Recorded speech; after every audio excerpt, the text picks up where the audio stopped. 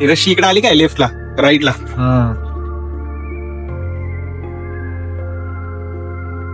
I think हा शेवटचा patch असेल.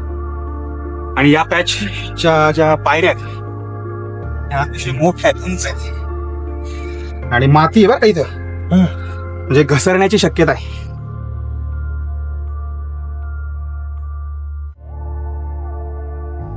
ओके, बहुतेक आता टाक आहे इथे पाण्याचे.